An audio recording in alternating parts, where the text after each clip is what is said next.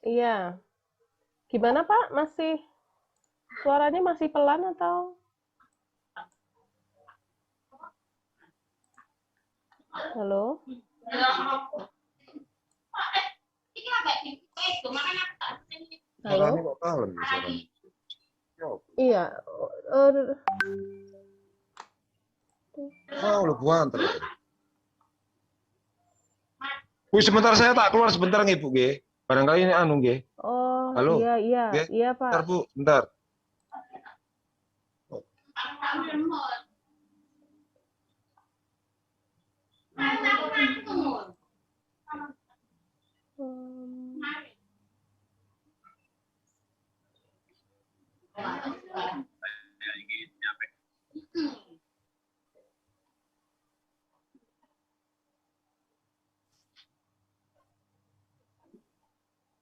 Ini haruskan kita ambil langkah yang lebih dan Halo? Iya, halo. Halo? Halo. Nggih, Bu. Iya. Nggih. Sudah Kok jelas kalem apa? sih suaranya? Ki apa? Masih pelan. Ya, HP sampean Pak Nabi. Mungkin Nggih. dicek Sebentar dulu. biasa ganti HP, Bu, ya. Iya, Bentar. iya. Bedanya ya? Bedanya ini. Bedanya ini. Jelas Suaranya kan kalem. suaranya. Ini. Oh.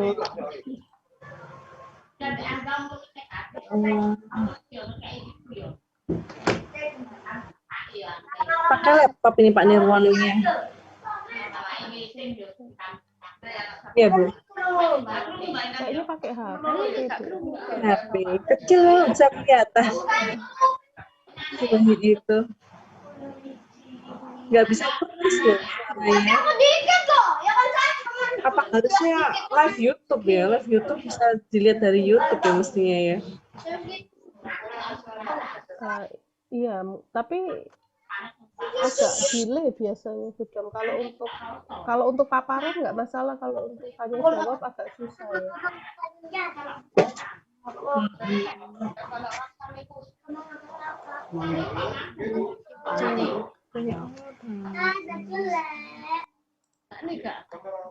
Budam ini hostnya Budam ya? Budam? Iya Bu. Iya Bu. Iya, hostnya Budam ya? Ya saya. Kalau ini bisa minta tolong diizinkan siapa ini? Devita ya untuk direkam Budam? Sudah saya rekam ini. Oh ini sudah direkam ya? Udah. Iya.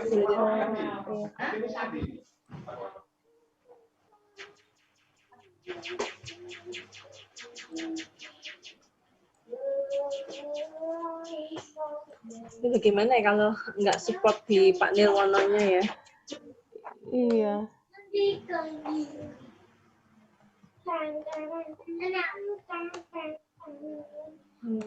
Agak susah memang kalau webinar, kalau online gini. Loh, hilang Udah. Hilang. Yang ibu tadi juga hilang, yang penyuluhan sabun cair berarti. Masih ada? Masih? Masih. Cuma topik penyuluhan. Iya. Ya Ibu gimana Bu? Pak Nirwono dan anggota yang lain di sana kira-kira apa bisa mendengar? Oh ini sudah diganti. Suaranya jelas Pak Nir. Nah, suaranya jelas Pak. Di mute Pak. Suaranya masih di mute. Suaranya Bapak masih di mute.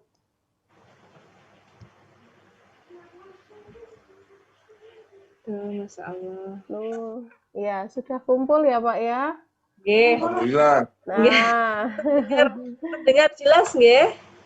Nggih. Alhamdulillah ya Allah. Dengan segala keterbatasan kita. Nggih. Bu. Iya.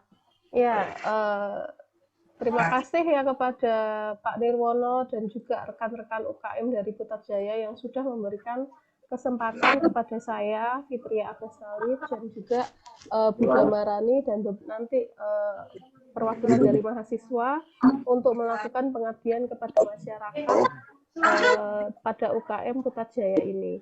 Jadi di sini saya ingin memberikan paparan terkait penyuluhan formulasi sabun cair. Ya, jadi saya tahu kalau memang sabun cuci piring ini sudah berjalan ya Pak ya. Tapi di sini saya mencoba memberikan mungkin bisa ada tambahan pengetahuan.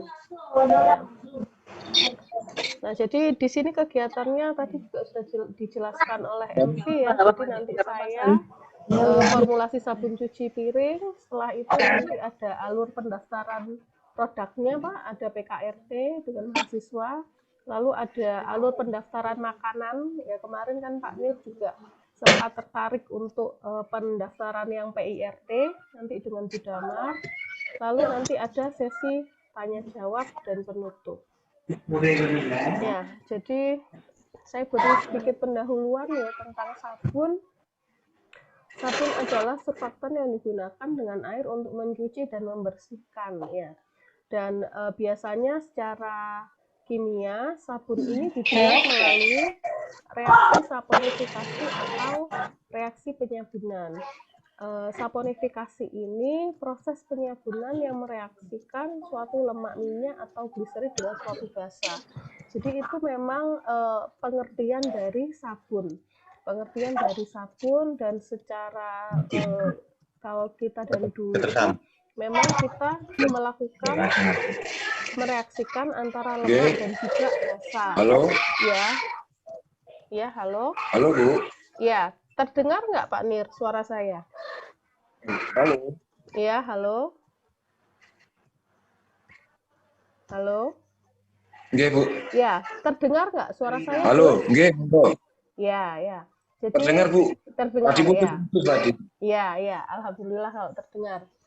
Jadi di sini kegunaan dan tujuan pembuatan sabun cuci piring ya. Jadi kegunaan sabun cuci piring ini memang sangat dibutuhkan dalam kehidupan sehari-hari ya. Jadi memang untuk membersihkan peralatan makan ya. Dan tujuannya di sini memang sabun cair sendiri ini untuk memenuhi kebutuhan dalam kehidupan sehari-hari sehingga dijadikan industri rumah tangga. Dan alhamdulillah sudah terbentuk ya Pak ya, sudah ada UKM sabun cuci piringnya. Nah di sini kalau ini salah satu, jadi nanti saya akan memberikan 3 contoh formula sabun cuci piring atau hitungan bahan-bahannya Pak ya. Jadi, di sini salah satu contohnya saya ambil dari jurnal dari Haro ya tahun 2011. Nah, di sini biasanya pakai Texapon atau mungkin SL slash ya. Nama dagangnya Texapon ya. Jadi di sini ada Texapon. Texapon itu sebagai surfaktan ya. Jadi memang dia bahan untuk sabun, lalu ada sodium sulfat, ada Na2SO4. Saya nggak tahu Pak Nir pakai nggak ya sodium sulfat? Biasanya surfaktan. Surfaktan. Ya, ini bisa juga untuk booster surfaktan, bisa juga sebagai pengental ya. Lalu nanti ada NaCl atau garam. Ada larutan garam ya. Jadi nanti dia bisa juga sebagai pengental.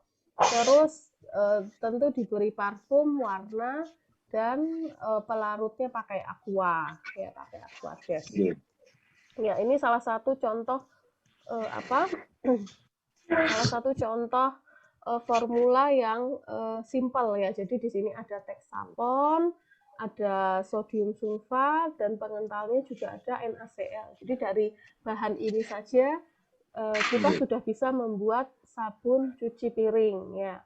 Lalu, nah kalau cara pembuatannya biasanya Texaponnya ini surfaktannya ini ditambahkan dengan natrium sulfat terlebih dahulu, lalu ditambahkan aquades ya. Setelah itu diberi larutan NaCl. Jadi NaCl-nya garamnya itu pemberiannya dilarutkan dulu ya. Berarti Sudah sama ya Pak ya. Jadi memang diberi larutan NaCl. Setelah jadi campurannya baru nanti ditambah parfum dan juga warna. Nah, setelah itu biasanya nanti bisa didiamkan semalam. Karena biasanya ketika proses pembuatan sabun itu akan banyak buihnya ya Pak ya. Dia akan berbusa. Nah, untuk menjadi apa? Dia menjadi bening ya. Dia menjadi bening itu biasanya dia butuh pendiaman dulu ya. Lalu di sini ada jurnal yang kedua ya dari Dewi tahun 2019 ya. Jadi sama di sini dia juga pakai Texapon. Jadi di sini ada komposisinya Pak Nir. Jadi kalau untuk 1 liter airnya ini ya, jadi dia Texaponnya pakai 100 gram ya. Dia penghasil busa, lalu sama ya ada sodium sulfat ya, natrium SO4 ini tadi komposisinya dia 50 gram ya. Untuk pengental bisa juga pengangkat kotoran ya. Lalu ada lagi ini jurnal ini salah satunya pakai misalnya kayak nama dagangnya ya, ada metain ya, memperbanyak busa, ada juga glukotain ya, ini sebagai emulsifier. Nah, maksudnya kalau apa kotoran-kotoran itu kan biasanya dia minyak ya. Nah, minyak ini. Nah, dengan adanya glukotain ini dia bisa melarutkan minyaknya. Jadi minyak-minyak lemak-lemak itu dia bisa larut ya. Jadi bisa bersih. Lalu ada juga sama ya, ada LAPS ya, ada linear alkyl benzen sulfonat. Ini fungsinya mengangkat lemak ya. Jadi dia bisa mengangkat lemak. Setelah itu ada soda es ya, atau soda api. Nah ya, sodium bikarbonat. Nah ini biasanya meningkatkan daya bersih ya, supaya sabunnya lebih bersih. Lalu ada pewangi, pewarna, dan juga tentu ada air. Air suling. Nah ini salah satu formula lagi ya, jadi formula yang ketiga. Formula ketiga ini sama ya, jadi ada Texapon ya. Jadi rata-rata memang pakai Texapon kalau sabun ini. Setelah itu masih ada juga sodium sulfat ya, pengental pengangkat kotoran. Nah di sini ada lagi Kamperlan, ini juga sepertinya nama dagang, jadi Kamperlan atau koko amit di etanol amin ya. Nah ini, nah ya pakai ya Pak ya, pakai di sana Kamperlan. Kamperlan ini kan harus dihancurkan dulu Bu, kayak artis gitu Bu modelnya. Iya. Nah ya, jadi di sini salah satu contohnya pakai Kamperlan ya, penghasil busa. Nah, di sini ditambahi juga sama kokoa amin ya, atau mungkin istilahnya foam booster ya. Foam booster. Ya, pakai juga ya Pak ya. Foam booster pakai Bu, tapi ada bagian yang nggak pakai saya kalau misalnya untuk bikin apa namanya karbol itu kan kita pakai beda lagi jenisnya, ada tambahan lagi itu apa bahan baku lainnya lagi. Kemarin itu saya coba tanya teman-teman juga, ada yang mereka istilahnya yang dari provinsi Bu, Ari Suwarjo itu dia kan ada link saya sabun Indonesia itu saya kan juga belajar dari situ. Mereka mengarahkan pakai ini aja Pak, itu lebih ini apa, lebih apa ramah lingkungan gitu. Ada. Jadi, memang bahan bakunya ya, kita kalau ngomong harga jual yang jelas dengan perusahaan kalah Bu, karena kan bakunya ini kan kita belinya kan enggak langsung berapa ratus liter gitu kan, udah ya sedikit ya Pak ya, nggak skala industri ya. Tapi alhamdulillah bisa lah kita untuk kita, kalau harga 1 liter 10.000 itu kan masih bisa jual. Iya Pak, ya. Jadi di sini juga pakai foam booster ya, supaya busanya banyak ya. Jadi memang biasanya kalau untuk pemakaian di rumah tangga ya, ya ibu-ibu itu biasanya lebih suka kalau Busa, busanya ya. banyak ya. Kalau nggak Betul. berbusa itu kayak mungkin nggak bersih gitu ya, atau bagaimana Betul. ya. Jadi di sini bisa ditambahkan foam booster ya. Lalu Betul. sama ya, ada NaCl atau garam ya, dia bisa sebagai pengental. Setelah Ya, itu ini ditambahkan EDTA ya. Eta, nggih. Ya, pakai ya Pak ya, pakai ETA. Eta, cuma komposisinya kecil Bu kalau Kecil. etanya. Oh Nggih, ya. ya, Ya. pakainya kecil nggih. Ya, jadi di sini ada ETA ya. Fungsinya ETA di sini dia bisa mengikat logam. Jadi kan memang kadang-kadang itu airnya ya, air itu kan ada kadar logamnya yang tinggi sadah itu ya. Jadi ada kadar logamnya, ada Mg, ada Ca. Nah, kadang kalau misalnya memang airnya masih banyak logamnya, itu butuh ditambahkan EDTA ini, ETA. Lalu di sini, nah ini pakai gliserin ya. Jadi memang fungsinya melembutkan kulit ya, pakai gliserin. Terus ada, nggak kering kulitnya Bu. ya, ya biasanya ditambahkan gliserin. Lalu tentu ada parfum dan juga pewarna. Karena nggih. Ya. Nggih. Nah untuk pembuatannya, kalau di sini teks saponnya ini ditambahkan dulu sama Na sulfat ya 2/3. Setelah itu dilarutkan, ditambahkan air Aquades 600 ml. Setelah jadi campuran satu, setelah itu ditambahkan sisa Na sulfatnya, ditambahkan juga kamperlan.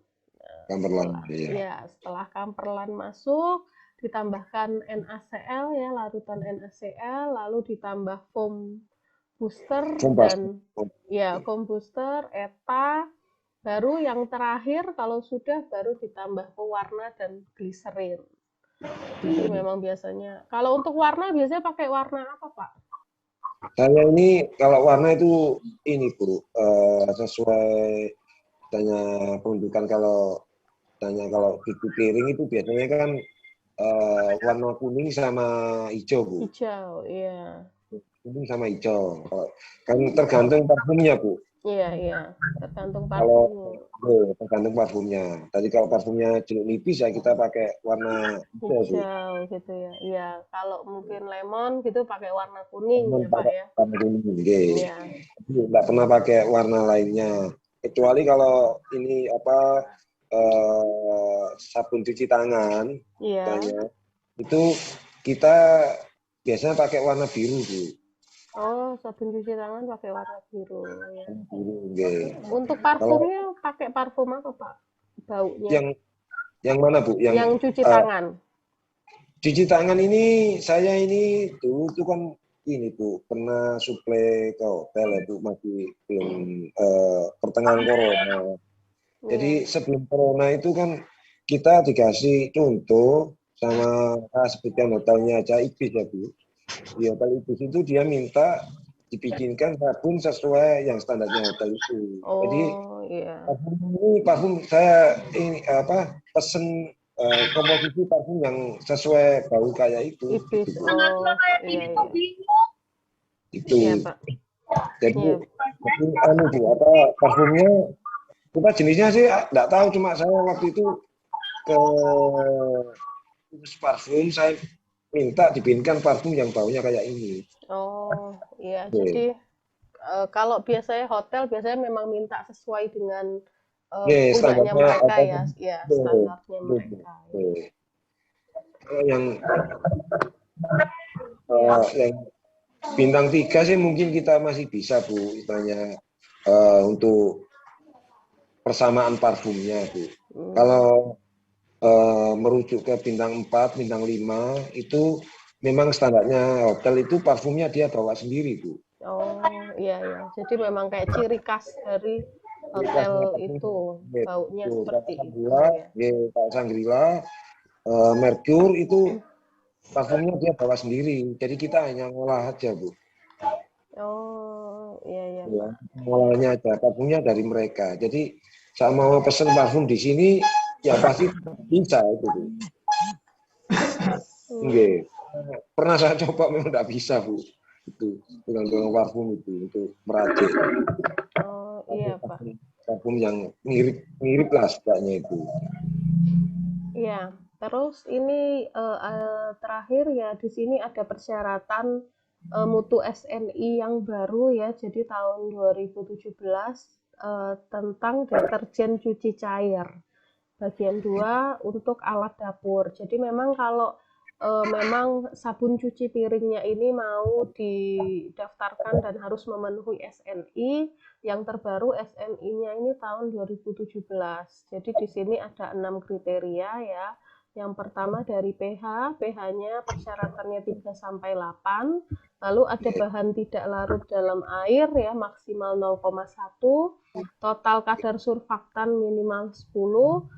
Berat jenis itu seperti yang kemarin ya Pak ya. Jadi kemarin saya sudah jelaskan yang pakai alat kayak apa gelas kaca yang kecil itu, ya itu syaratnya 1 sampai 1,5, ada daya biodegradasi minimal 60, dan ada cemaran mikroba, jadi maksimal 1 kali 10 pangkat 5 koloni. Jadi memang kalau untuk dari SNI persyaratannya seperti ini Pak. Jadi kalau memang ingin didaftarkan, saya rasa yang bisa Bapak lakukan sendiri di sana ya, di rumah di UKM sana, kemungkinan sih ya pH-nya sama, berat jenisnya. Jadi memang sama seperti yang kemarin. Ya, jadi itu kan memang pakainya alatnya juga nggak begitu mahal dan nggak begitu susah ya. Tapi kalau untuk persyaratan yang lain kayak bahan tidak larut dalam air, total kadar surfaktan dan lain-lain itu sepertinya memang harus mengujikan keluar mungkin ke lab ya. Jadi kalau kebutuhan pendaftaran produk ya dari saya itu saja. Tanya jawabnya nanti aja ya Pak ya di sesi tanya jawab ya, nanti ini biar bisa dilanjutkan untuk alur pendaftaran PKRT-nya ya. Ya, ini dari mahasiswa untuk Inayah.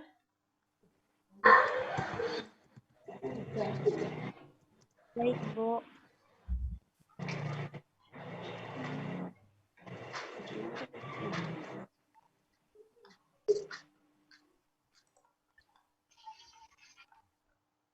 Iki cekak ngoceki. Iki yo pedangan iki gak ngoceki.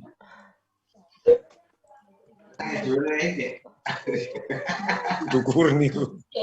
Itu kan grafik itu tapi pakai meja. Iya. Grafik ini kan nyata. Baru-baru ini loh. Amin aku.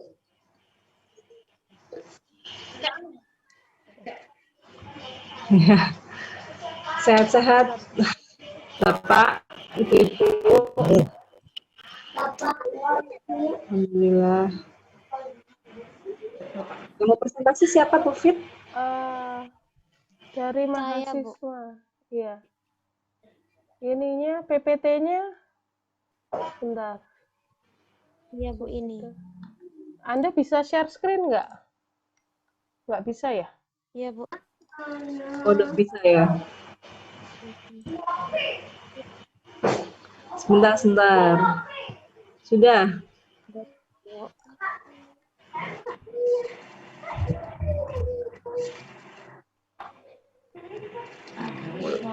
Kayak video.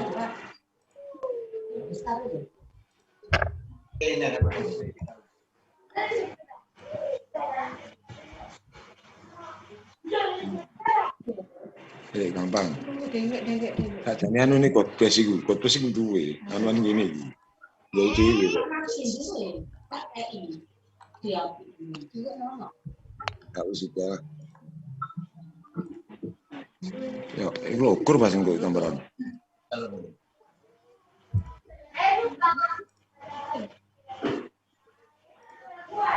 Sudah bisa share screen. Ina yang mau siapa Ina ya?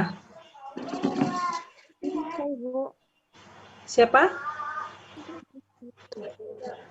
Ini masih proses. Bisa. Bisa kan? Bisa nggak?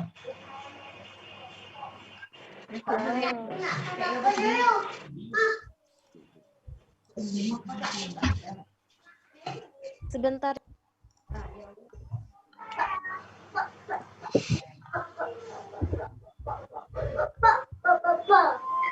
Yes.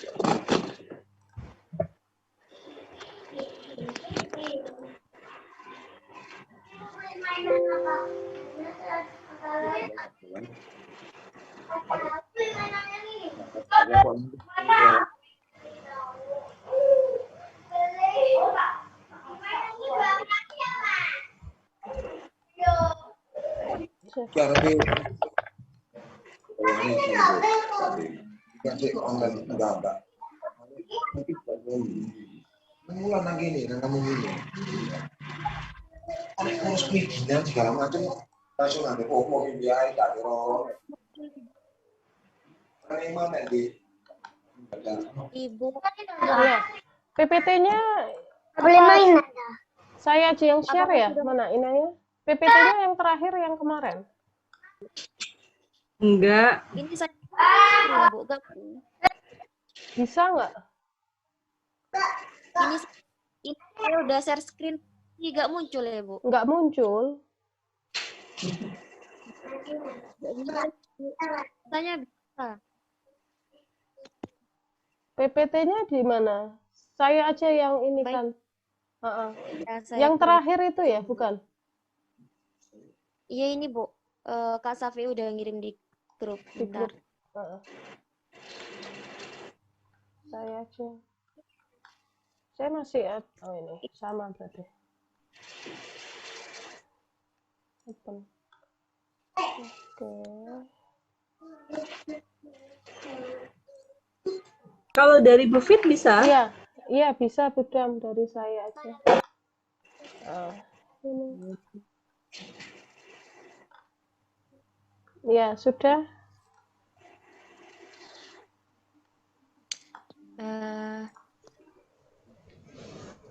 Baik, Assalamualaikum warahmatullahi wabarakatuh.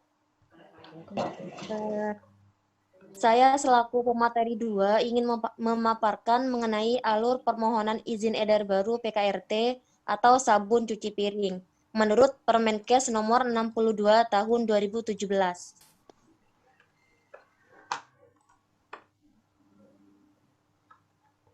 Alur pendaftaran permohonan izin edar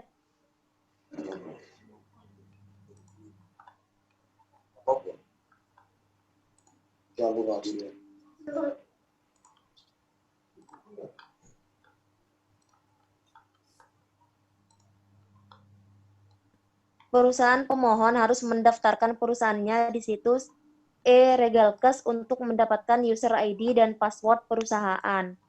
Alur untuk mendapatkan user ID di www.regalkes.depkes.go.id yaitu yang pertama masuk ke websitenya yaitu www.regalkes.depkes.go.id, lalu klik registrasi, kemudian isi formulir data perusahaan. Setelah diisi, kemudian akan muncul verifikasi sesuai. Lalu akan mendapatkan user ID dan password via email. Jika data yang dimasukkan tidak sesuai, maka akan muncul tampilan verifikasi tidak sesuai. Kemudian dilakukan perbaikan untuk mengenai datanya.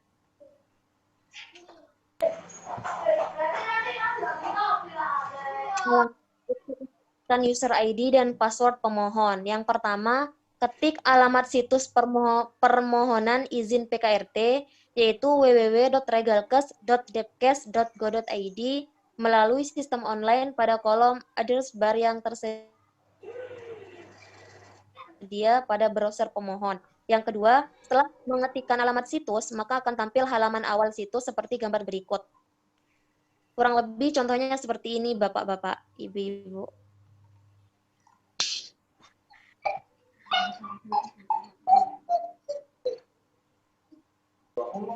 Kemudian klik registrasi, terletak di bagian atas halaman awal situs. Yang keempat, isi formulir data perusahaan seperti gambar di samping.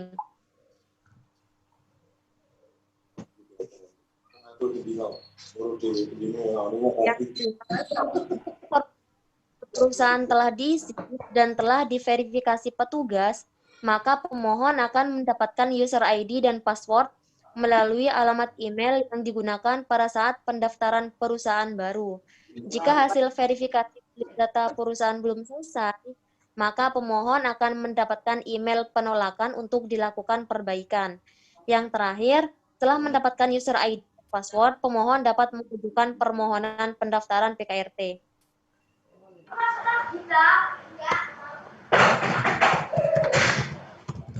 Izin edar baru.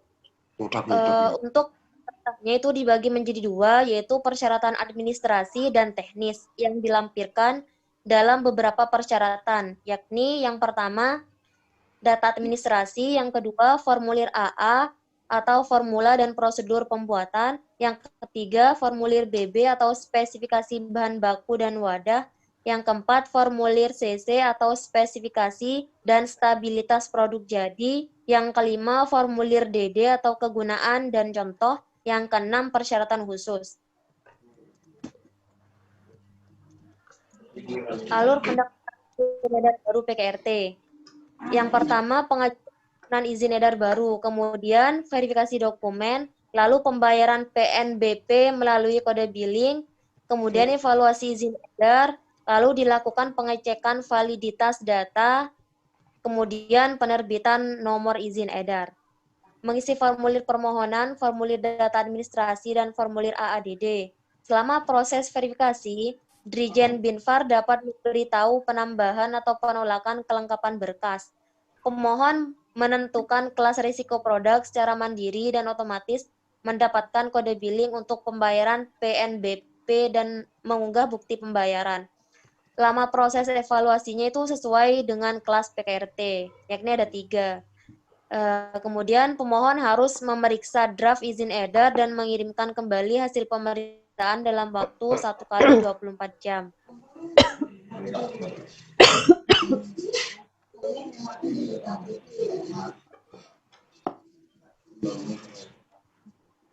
Tahapan pendaftaran izin edar baru PKRT. Yang pertama, pemohon mengisi formulir permohonan, formulir data administrasi, dan formulir AA, DD, AA sampai DD sesuai persyaratan secara elektronik melalui sistem registrasi.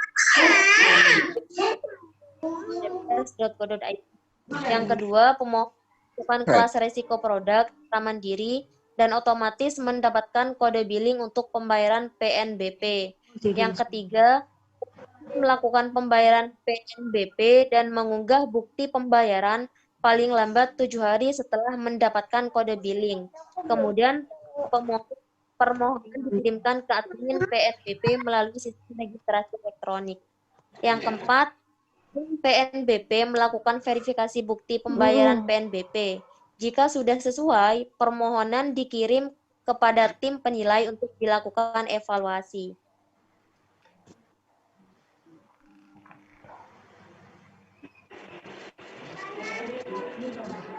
Yang kelima, tim penilai akan mengevaluasi dan memverifikasi berkas permohonan terhadap kelas risiko produk yang ditentukan pemohon.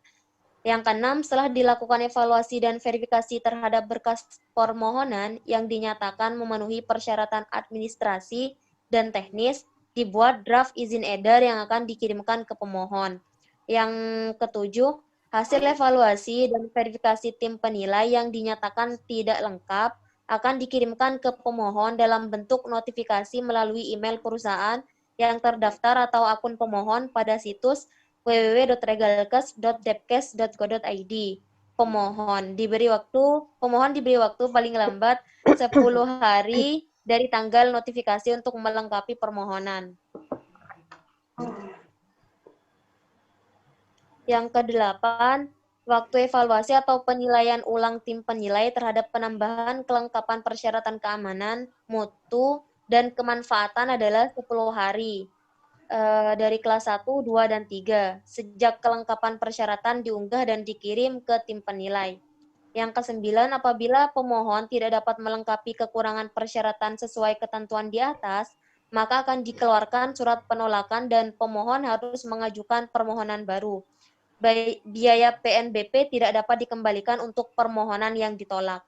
Yang terakhir, pemohon menerima surat silakan yang telah ditandatangani secara digital dan dapat diakses melalui email dan akun pemohon di situs www.regalkes.depkes.go.id.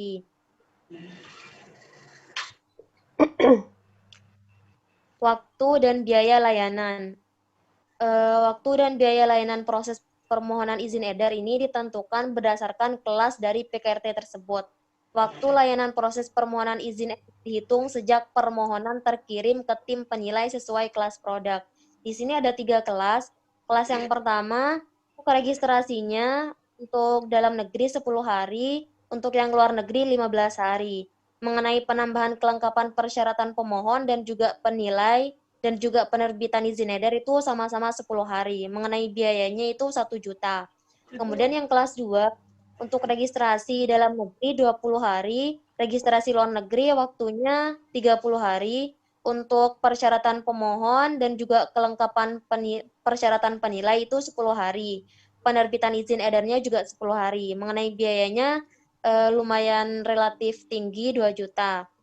Kemudian yang kelas 3, untuk registrasi dalam negeri itu 30 hari, registrasi luar negeri waktunya 45 hari. Mengenai kelengkapan persyaratan pemohon dan juga penilai itu sama-sama 10 hari. Penerbitan izin edar 10 hari dan biayanya di sini paling tinggi yaitu 3 juta. Iya, pas kencing.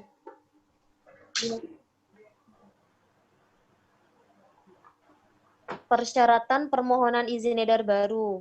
Data administrasi di sini terdiri dari sertifikat produksi, yang kedua surat penunjukan sebagai distributor atau agen tunggal, yang ketiga sertifikat bebas jual, yang keempat sertifikat dan dokumen yang menyebutkan kesesuaian PKRT standar produk, yang kelima SIUP dan NPWP, 6 sertifikat merek, ketujuh surat pernyataan bersedia melepas keagenan, ke-8 surat pernyataan keaslian dokumen. Ambil banyu anget aja, enggak? Kemudian ada formulir A atau formula atau komponen dan prosedur pembuatan. Di sini untuk formulir AA-nya terdiri dari formula dan juga prosedur pembuatan singkat. Untuk yang formulir BB terdiri dari spesifikasi bahan baku dan wadah. Kemudian formulir CC terdiri dari spesifikasi dan prosedur pemeriksaan produk jadi dan juga stabilitas produk jadi dan batas kadaluarsa. Untuk yang formulir B terdiri dari tujuan penggunaan, petunjuk penggunaan, peringatan, perhatian, keterangan lain. Juga kode produksi dan penandaan atau labeling.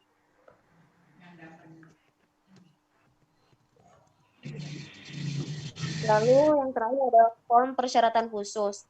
Yang pertama ada desinfektan, yaitu untuk uji koefisien fenol, antiseptik untuk uji membunuh kuman, kapas untuk uji fluoresensi, botol susu untuk bebas bisphenol A, popok bayi untuk daya serap dan fluoresensi, pestisida untuk SK Kementan, uji efikasi, uji toksisitas, blue label, dan lainnya.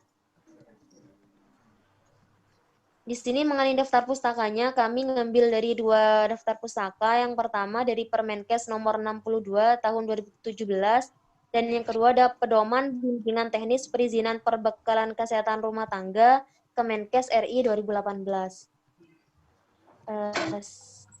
Sekian presentasi dari saya, kurang lebihnya mohon maaf. Terima kasih. Wassalamualaikum warahmatullahi wabarakatuh. Waalaikumsalam warahmatullahi wabarakatuh. Waalaikumsalam warahmatullahi wabarakatuh.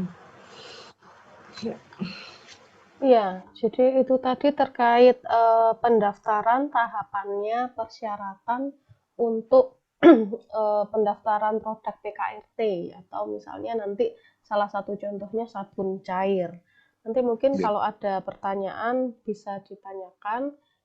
Sekarang kita lanjut dulu ke paparan materi untuk tahapan pendaftaran dari produk PIRT. PIRT ini yang makanan. Ya, jadi akan dibawakan oleh Budha Marani. Iya, baik. Terdengar jelas suara saya ya? Wah, sangat jelas, Bu. Ya, terima kasih Pak. Assalamualaikum warahmatullahi wabarakatuh. Waalaikumsalam. Sebelum saya mulai ya, di tengah kondisi Surabaya yang kian mengkhawatirkan, saya harap teman-teman UKM yang ada di Putrajaya semua dalam keadaan sehat walafiat. Amin. Semangat ya, semoga rezeki tetap ada dan selalu lancar untuk kita semua. Amin ya rabbal alamin. Demikian juga untuk teman-teman saya, mahasiswi Akademi Farmasi Surabaya dan Bu Fitria juga ya. Kita masih bisa menyelenggarakan Pengmas. Semoga Pengmas yang kita adakan hari ini memberikan manfaat yang signifikan kita bersama. Amin. Nah, ini saya buat jelas, slide-nya jelas ya. Terlihat jelas Pak Nir dan teman-teman. Jelas, Bu. Tapi minta tolong nanti dikirimi PDF-nya, Bu ya. Jadi biar paket ya, Bu ya. Iya, jadi nanti mungkin begini. Jadi kalau misalkan dari Pengmas ini masih belum jelas, Pak Nir dan teman-teman, atau minta materi apa, mungkin kita bisa support ya. Kita cari yang lebih jelas lagi, atau lebih jelas kembali, nanti kita sampaikan ke Pak Nir begitu ya. Mungkin kurang terfasilitasi dari Pengmas ini, mungkin bisa kami perbarui seperti itu ya. Nanti kalau ada pertanyaan dan belum bisa kami jawab, nanti akan kami gali lagi informasinya begitu ya. Jadi tidak hanya tertutup pada Pengmas ini. Nah, jadi tadi sudah saya cari ya penyuluhan tata cara pendaftaran PIRT. Jadi nah, sebentar. Nah, ini ya. Jadi apa sih sebentar. Jadi apa sih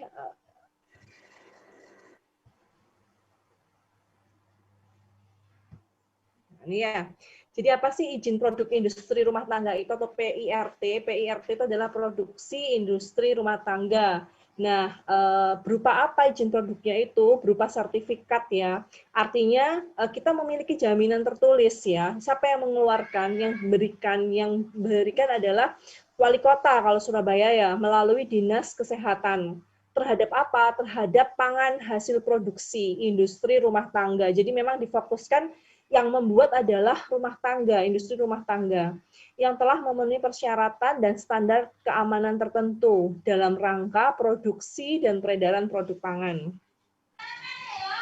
Nah, deskripsinya apa? Jadi, ini merupakan izin jaminan usaha ketika kita memproduksi makanan dan minuman rumahan untuk dijual, ya, di mana dia memenuhi standar keamanan makanan dan izin edar produk pangan olahan yang memang diproduksi oleh UKM seperti jenengan ya, usaha kecil menengah ya, dan dipasarkan secara lokal.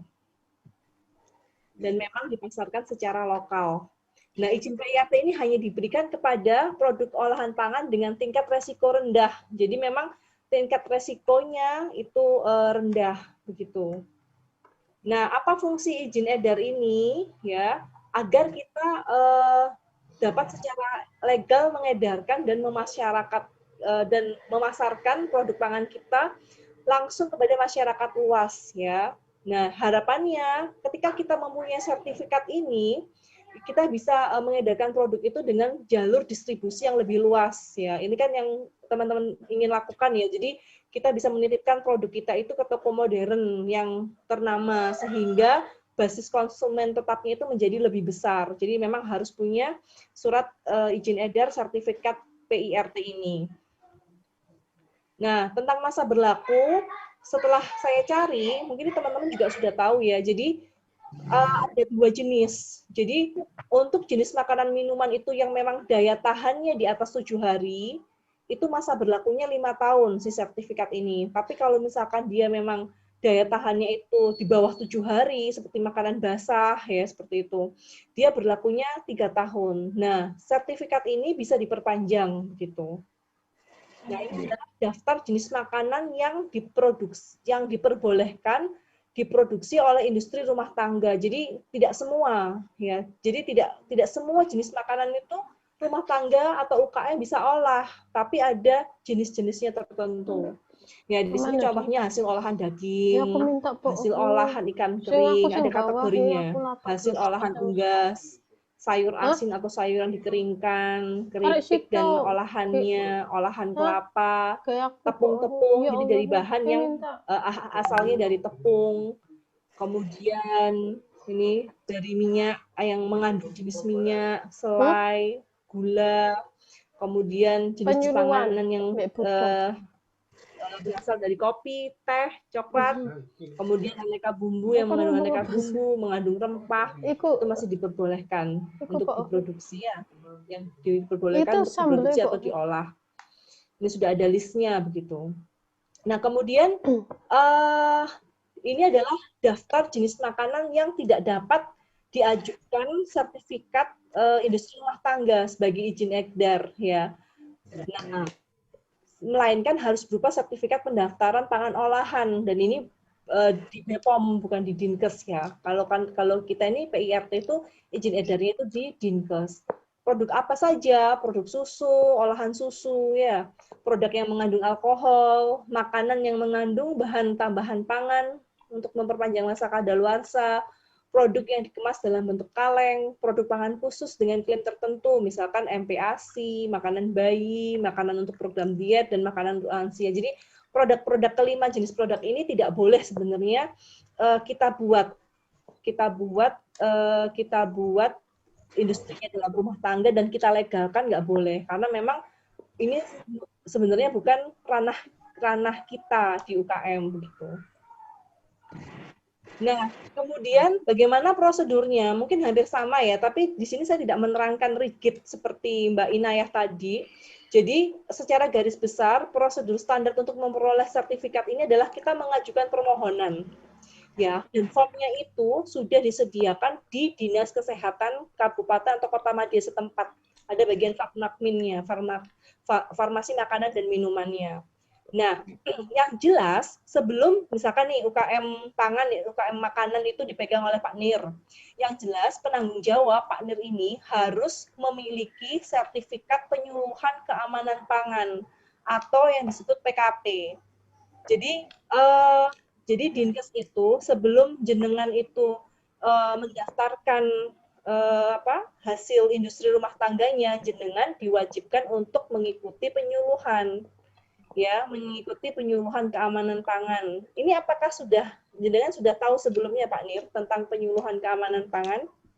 Kalau untuk penyuluhan keamanan pangan kita sudah ini. Nah, kapan hari dari Dinkes juga kita kan sebelum suplai di rumah sakit hotel asrama haji COVID itu kan juga dicek dari Dinkes juga tempat produknya, standarisasi itu kan harus ada. Kalau tempat masak itu kan harus ada cerobongnya Bu ya. Biar bisa ada sirkulasi lah sebenarnya. Jadi jenengan sebenarnya yang jadi masalah dalam perizinan makanan rumah tangga ini apa nggih Pak Nir? Kalau saya rasa sudah. Kalau makanan rumah tangga sih sebenarnya tidak ada masalah Bu. Tidak ada masalah kan. Cuman ini ada teman-teman lainnya yang mereka belum punya perizinan tapi sudah produksi. Oh iya, dari di pasar tradisional itu kan masih banyak di sini Bu. Harapan kita sebagai saya pembakti kampung kan kepingin warga ini punya legalitas semua. Ya betul. Hanya kan tidak hanya di pasar tradisional, bisa meningkat lagi di supermarket atau dimanapun lah, kayak hotel, supply hotel kan harus ada standarisasi. Betul. Ya ini Pak. Ke depannya itu masyarakat lokalisasi ini ya betul gitu loh Bu. Jadi kalau punya legalitas itu kan tidak ada bukti bahwa kita ini usaha kecil. Berarti jenengan sewu yang ada tidak di salah satu UKM di Putrajaya ini, UKM makanan ini sudah memiliki sertifikat PIRT? Sudah Bu. Oh sudah. Oke. Tapi cuma pun sudah ada keluar ini Bu. Kasih halal. Kita itu yang belum keluar itu merek Bu. Izin merek. Oke, merek itu kan kita daftarkan, cuma sudah 3 tahun, kalau nggak 2 tahun itu belum keluar. Memang lama ya merek itu. Jadi, kalau sertifikat yang lainnya, insya Allah kalau makanan kita sudah tinggal merek aja Bu. Tapi sudah daftar ke Jakarta sana Bu. Mereknya itu. Iya. Tunggu, nggak tahu ya, karena kan mungkin ada kesamaan nama atau apa, itu kan dikembalikan lagi Bu. Harus nggak boleh lah istilahnya. Kalau ada yang kita daftarkan, ada yang mendahului. Nggih. Karena merek ini sama kita punya usaha, kita nggak daftarkan dulu merek ini Bu. Kalau ada klaim didaftarkan dahulu, merek kita itu yang punya orang lain, bukan kita gitu. Oh, iya. Satu contoh kayak bensu. Bensu itu kan permasalahannya, bensu itu ada kerjasama dengan temannya, Ruben itu. Ruben ya. Itu ternyata sama temannya mereknya didaftarkan dia. Oh, itu masalahnya. Iya, Rubennya yang kalah. Ya, paten merek itu. Ye.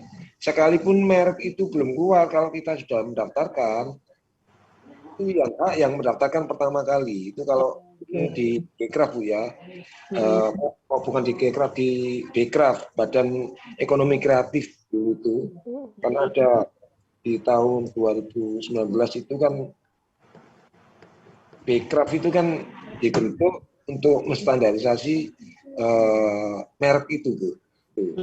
Jadi memang teman-teman pelaku usaha kecil, harapan kedepannya itu kalau punya usaha, takutnya itu kan kita sudah membranding habis-habisan, ternyata sudah ada yang mendaftarkan di sana gitu Bu.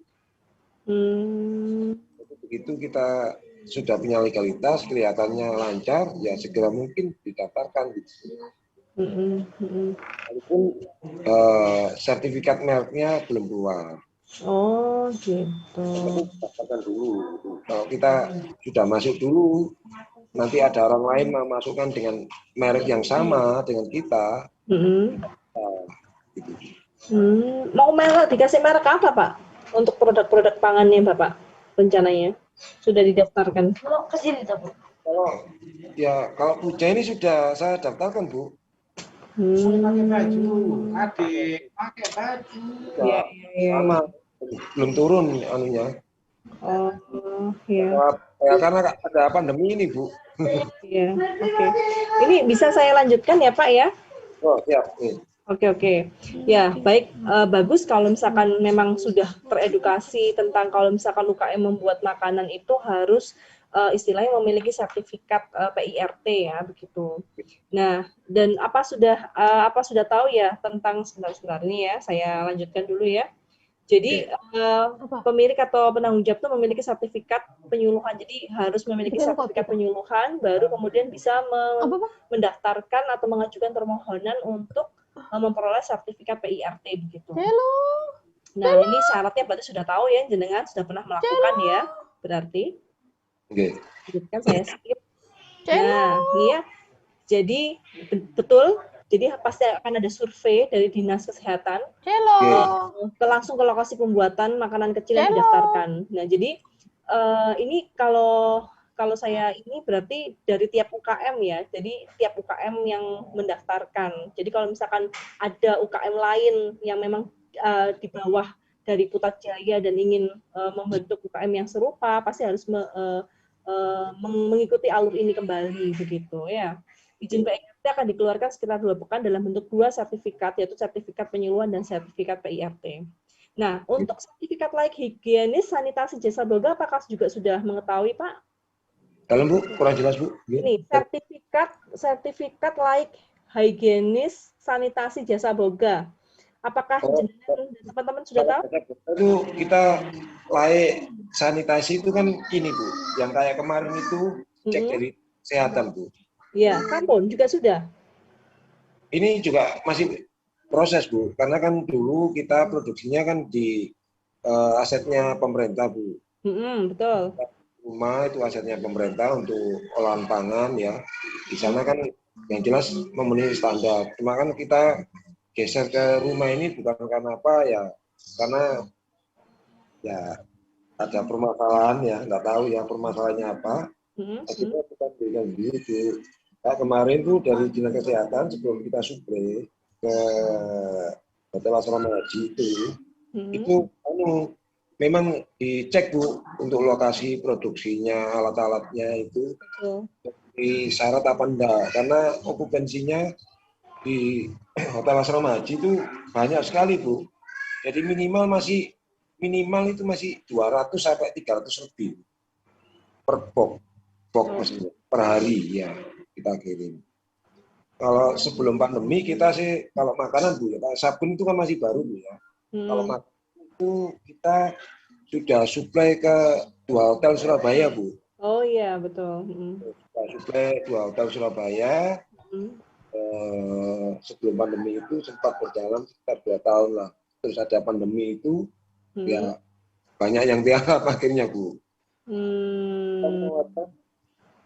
Produk tersebut di hotel sesuai keinginan hotel, lalu prosedur standarisasi hotel juga Bu. Jadi untuk apa namanya kalau ke hotel itu tes food Bu. Jadi makanan apa yang diinginkan hotel kita bikin, kita kirim ke hotel, mereka yang tes Bu. Jadi standarnya hotel itu harusnya bagaimana gitu. Jadi dari chefnya hotel itu mereka akan memberi arahan ke kita bahwa katakanlah ini packagingnya kurang bagus, biar menarik harus kayak gini gitu. Jadi apa yang diarahkan dari hotel itu ya kita kirim ya sesuai permintaan mereka gitu. Jadi ukurannya itu harus ukuran sama itu ya sedang semuanya, tidak boleh ada yang kecil, tidak boleh ada yang besar di hotel. Jadi kita sih kalau makanan sih sudah lama Bu kita ini, cuma yang sabun ini kan masih baru.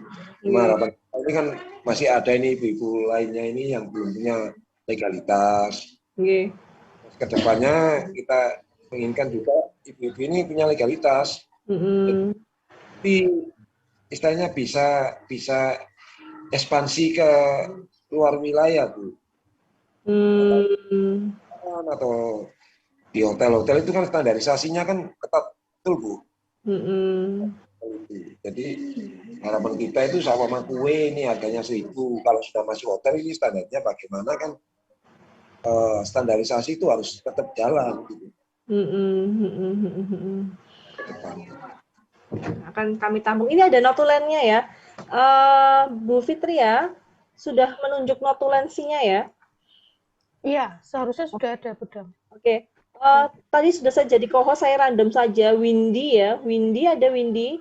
Tadi yang terlihat di layar Windy. Windy bisa tolong saya untuk screenshot ya. Karena saya nggak bisa screenshot. Tadi sudah saya screenshot gitu Bu. Sebagai bukti dokumentasi ya.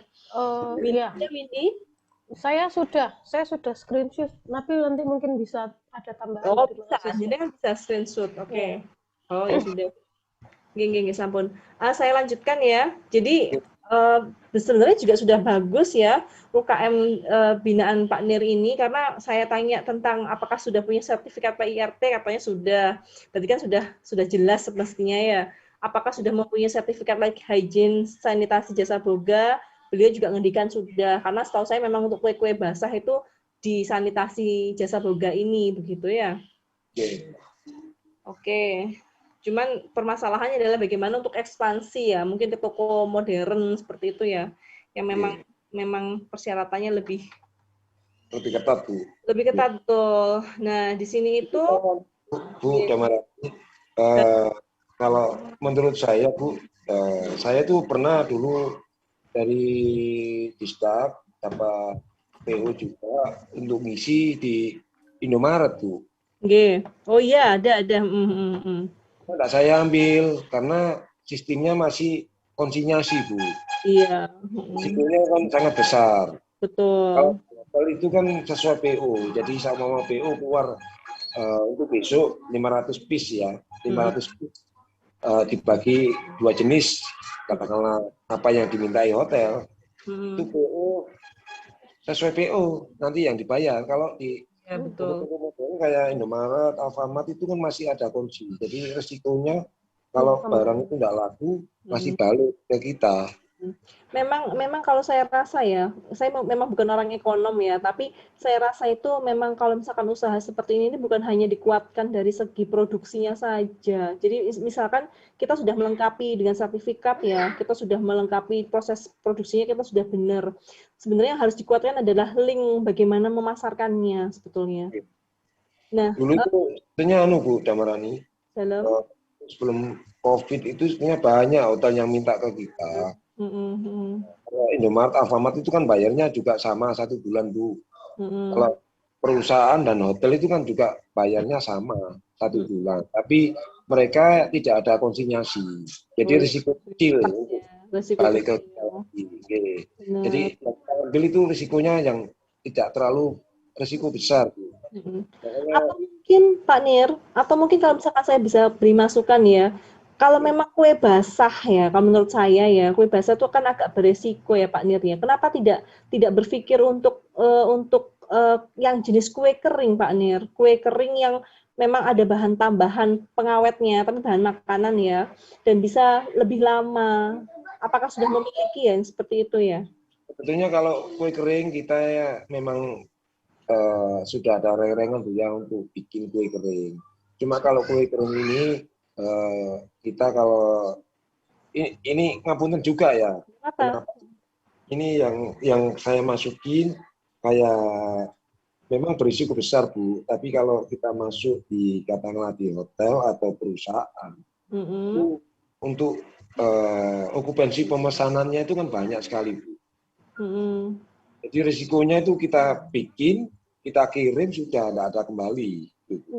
Ya sama-sama bayarnya 1 bulan. Kalau kue kering kan hotel sendiri kan tidak mungkin Bu. Ya ngaku tapi kan hanya display aja Bu ya. Oh iya. Kita dulu itu tidak berani untuk suplai ke hotel-hotel lainnya karena kendalanya di modalnya Bu. Iya betul. Modalnya itu kan harus double ya. Jadi banyak sebenarnya di hotel-hotel daerah bandara sana itu bahkan saya sampai disuruh suplai permakanan karyawan waktu itu. Karyawan hotel dia ngambil ke kita langsung ke JM-nya. Kalau masalah tempat sih insya Allah banyak sih, ada 3 hotel sebetulnya kita dikasih tempat untuk display produk-produk UKM tanpa sewa Bu. Tanpa sewa, sistemnya konsinyasi karena itu kan kue kering Bu. Itu sistemnya konsinyasi. Jadi bukan hanya makanan, dan minuman kita dikasih tempat, kita display produk itu, kita rak sendiri di sana. Nanti hitungannya itu tiap minggu atau tiap 2 minggu sekali. Itu sudah ada di Ibis budget di Ponorogo itu. Nya kan ya, baik juga. Jadi mereka juga minta bantuan ke kita. Maka sekarang ini di Hotel Varna itu kan hotel-hotel semua ini lagi sepi semua Bu. Iya betul. Karena caranya hotel-hotel ini bisa rame ya. Mereka ini gandeng UKM akhirnya. Gandeng UKM biar rame hotelnya itu. Salah satu contohnya itu di Surabaya Suite. Teman-teman komunitas Sobondoli itu sekarang kan buka gerai di sana di Surabaya Suite, UKM mendunia, Kapten Surabaya Bu. Jadi itu teman-teman UKM yang mereka akan luar negeri Bu. Jadi itu prosesnya 1 kilo bisa di sana. Gitu. Di Varna juga sepi, akhirnya teman-teman komunitas ini ngomong juga, mereka juga berusaha bagaimana caranya teman-teman yang tergabung ini, tapi ya harus sabar juga Bu ya, karena ini posisi pandemi, pemasaran itu tidak kayak sebelum pandemi memang Bu. Iya Bu, iya Pak. Oke. Ya memang kompleks ya Ibu Fitria ya, jadi Ya memang kompleks ya. Jadi ya memang problemnya kompleks ya karena COVID ini ya. Semestinya kalau saya melihat Pak Nir ini juga sudah tahu sih kisi-kisinya harus bagaimana. Juga banyak juga yang memberikan penyuluhan dan pendampingan juga. Memang saya rasa juga sudah cukup banyak untuk UKM di Putrajaya ini ya, khususnya yang bidang makanan ya. Ya, ini karena Bu, udah merani, punten juga. Apa namanya? Dari BPIP juga sempat di-cancel acaranya, Bu. Mereka akan membantu kita untuk membranding kampung. Di 2020 sebelum COVID bulan 3 itu kita sempat kedatangan dari BPIP, Badan Pembinaan Ideologi Pancasila dari Jakarta. Di tur pembudayaannya Ibu Irin itu dan 80 guru se-Jawa Timur. Jadi waktu mereka bikin agenda acara nanti tiap 3 bulan mereka akan support ke kampung itu. Kampung ini untuk dijadikan kampung destinasi wisata, edukasi dan ekonomi kreatif. Pandemi ini, nah Desember kemarin juga mau datang juga, akhirnya cancel lagi. Kita juga bingung waktu ini acara ini kita semua gitu. Iya Pak ya. Kalau misalkan misal ya, saya kok jadi kepikiran kayak misalkan ide bikin kayak minuman serbuk gitu, enggak pernah terpikir seperti itu Pak? Kalau minuman ya harapan kita ini kan sebetulnya saya serahkan lagi sama ibu-ibu. Kita support aja untuk pemasarannya, nanti kita bantu teman-teman komunitas ini, karena kan kita juga ada reseller juga Bu di Kalimantan itu. Reseller? Dalam? Reseller untuk apa? Makanan Bu, bumbu Bu. Jadi kalau nantinya ibu-ibu di sini punya kreasi produk lagi lainnya, harapan kita kan bisa kita tawarkan juga. Ya, yang sih kalau di Kalimantan itu, namanya alhamdulillah tiap bulan tuh masih ada pesanan ke kita. Menurut saya sih sebetulnya ibu-ibu ini saya suruh bikin keripik dari buah Bu. Oh iya. Cuman kalau keripik itu harus ada alatnya khusus. Kalau keripik buah ini sebetulnya sasarannya sebetulnya tidak hanya sekedar satu jenis buah Bu ya. Buah apa waktu itu murah ya itulah yang diproduksi. Karena kalau keripik buah ini kan jarang tuh ya, ada tapi jarang ya. Malang itu. Iya Pak. Saya ini jarang. Iya. Ini saya jadi mau melanjutkan tentang sanitasi jasa boga ini jadi mikir 2 kali ya Pak. Akhirnya sudah paham ya. Saya lanjutkan saja ya Pak ya, sementara ya. Jadi nggak apa-apa ya Pak ya? Monggo. Oke, ya betul. Jadi ini saya tekankan kembali. Jadi mungkin untuk beberapa UKM yang sudah memiliki sertifikat, ya memang PR-nya adalah bagaimana cara membuat inovasi ya, atau menemukan jalan keluar untuk kerjasama yang lebih istilahnya lebih bisa memungkinkan di tengah pandemi ini. Namun untuk yang belum pun, jadi UKM yang istilahnya baru, berarti kan juga kalau memang membuat UKM yang baru loh ya, itu harus memiliki sertifikat like hygiene sanitasi jasa boga bila memang memproduksi makanan jenis basah ya, yang tahan 7 hari begitu. Untuk persyaratan UKM itu apakah ada persyaratan jumlah pesertanya, Pak Nil? Anggotanya? Iya. Kalau anggota itu sebenarnya tidak, minimal itu masih 3 loh, Bu. 3 atau 4 orang. Oh, minimal. Maksimal? Minimal antara 3 sampai 4 orang. Untuk maksimalnya? Maksimalnya tidak terbatas ya. Oh, tidak terbatas. Kalau maksimalnya banyak kan otomatis produksinya besar juga, Bu. Iya, betul. Oh, berarti kan ini maksud saya ibu-ibu ini kan bisa diberdayakan dalam satu UKM saja kan berarti ya. Tidak perlu berupa, ini juga saya juga belajar banyak dari sini ya.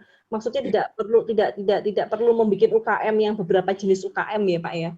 Jadi bisa satu UKM saja begitu ya. Jadi bisa dibikin dibentuk baru, satu kelompok baru. Betul. ini punya produksi apa, dijadikan satu di situ, di branding jadi satu, nanti bisa lah nanti sama Akademi Farmasi mau jadi istilahnya apa? Bu angkatnya di sini, Bu. Barangkali punya binaan di sini gitu, Bu. Bisa, Bu.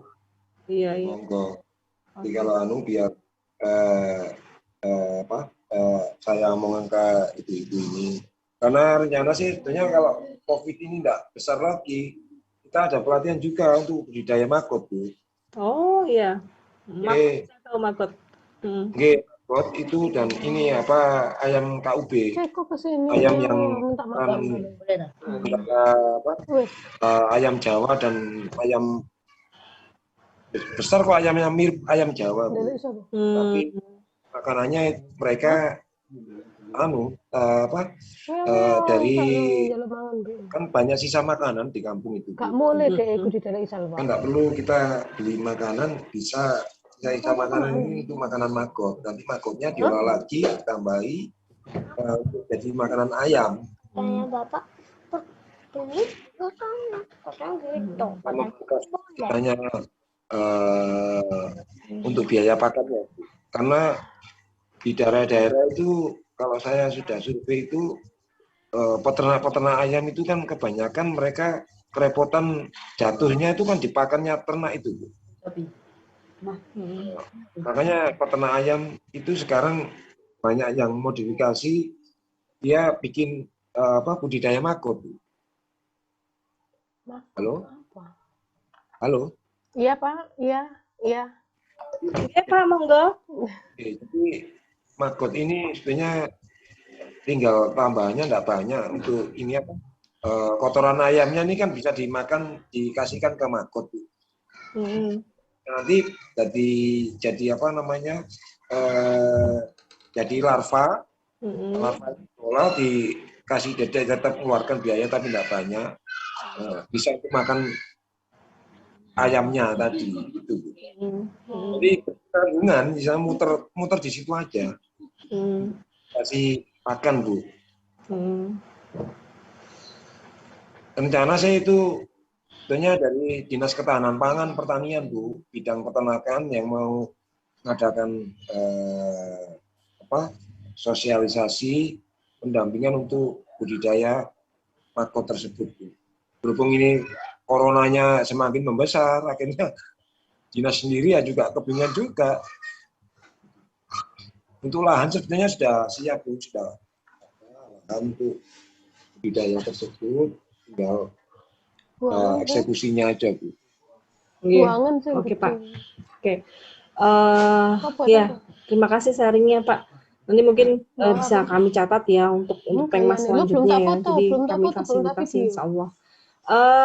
Saya lanjutkan ya untuk yang jasa boga ini. Saya menyelesaikan paparan saya. Jadi berdasarkan Permenkes RI nomor 1096 dan 2011, setiap pelaku jasa boga harus memiliki sertifikat layak higienis sanitasi untuk usaha catering ya berarti ini ya, dan memperkerjakan tenaga penjamah makanan ya. Jadi tenaga kerja yang berhubungan langsung dalam proses pengolahan makanan. Nah, artinya ketika kita memiliki dua sertifikat ini, diharapkan pelaku usaha bisa meyakinkan calon pelanggan yang lebih besar.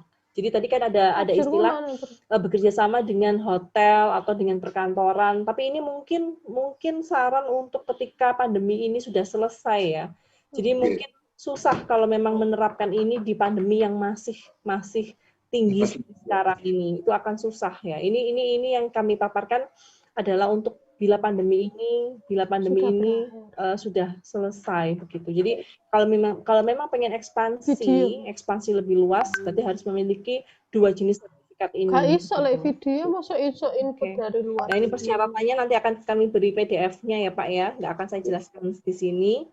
Nah, itu adalah prosedurnya. Prosedurnya juga kurang lebih sama sih seperti yang tadi PKRT tadi ya. Jadi ada menyerahkan berkas, petugas melakukan berkas permohonan jadwal kunjungan, administrasinya itu tolong dilengkapi, kemudian ada kunjungan dan ada ide inspeksi, ditelaah lagi hasil kunjungannya bagaimana, bila memenuhi persyaratan baru dicetakkan sertifikat layak higienis. Seperti ini sih memang ya, dan itu semua difasilitasi oleh Dinkes Kesehatan ya. Cuman ya itu tadi kembali lagi bahwa di Dinas Kesehatan pun sekarang juga fokusnya ya tentang pandemi ini gitu. Jadi mungkin yang lebih dipikirkan adalah sebetulnya ya kalau saya melihat urgensitasnya itu gimana caranya tetap untuk UKM baik UKM sabun maupun UKM pangan ini tetap bertahan ya dan bisa istilahnya bisa survive bisa survive di era pandemi ini begitu. Demikian paparan dari saya, Bu Fitri Abbas. Mungkin selanjutnya kita bisa diskusi saja atau bagaimana? Atau bagaimana nih selanjutnya? Saya kembalikan lagi ke Bu Fitri Abbas ya. Iya. Terima kasih. Sekian dari saya. Assalamualaikum warahmatullahi wabarakatuh. Waalaikumsalam. Waalaikumsalam. Waalaikumsalam warahmatullahi wabarakatuh. Ada yang raise hand? Iya. Iya, terima kasih paparannya kepada Bu Damar.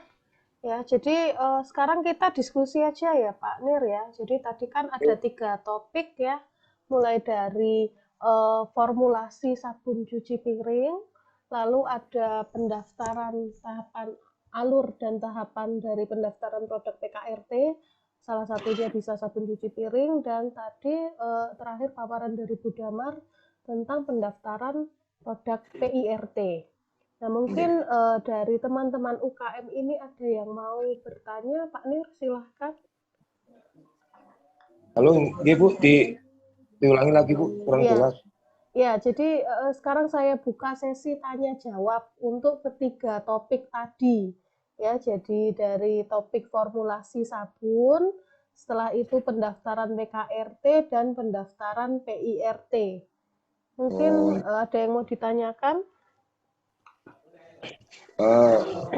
Untuk ini saya mewakili teman-teman UKM Bu ya. Iya.